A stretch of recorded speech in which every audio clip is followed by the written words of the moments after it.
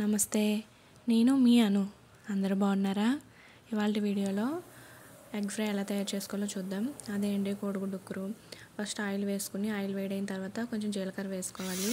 జీలకర్ర వేగిన తర్వాత 2 పచ్చిమిరపకాయ ముక్కలు చిన్నగా కట్ చేసుకుని వేసుకోవాలి. తర్వాత 2 రెమ్మలు కరివేపాకు వేసుకోవాలి. వేసుకున్న తర్వాత ఒక కప్పు ఉల్లిపాయ ముక్కలు వేసుకుని వేయించుకోవాలి.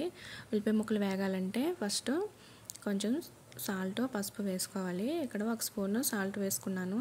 కొంచెం పసుపు వేసుకుని బాగా కలుపుకుని మూత పెట్టుకుంటే ఉల్లిపాయ ముక్కలు త్వరగా మగ్గిపోతాయి. ఉల్లిపాయ ముక్కలు మధ్య మధ్యలో కలుపుకుంటూ వేపుకుంటూ ఉండండి. తర్వాత నేను ఇక్కడ కొంచెం కారం వేసుకుంటున్నాను.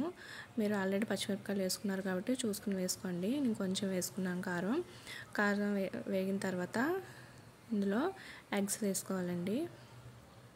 ఎగ్ వేసుకుని వెంటనే కదపకూడదండి. కొంచెం అలా ఉంచి కదిపితే ముక్కలా వస్తుంది, లేకపోతే అంతా కదిలిపోయినట్టు అయిపోతుంది.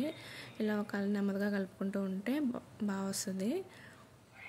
ఎగ్ వేసిన వెంటనే కలుపుకోకుండా కొంచెం సేపు వేగిన తర్వాత కలుపుకోండి. అంతే అండి. నా వీడియోస్ మీకు నచ్చినట్లయితే లైక్ చేయండి, సబ్స్క్రైబ్ చేసుకోండి. వీడియో నచ్చితే షేర్ చేయండి. Thank you.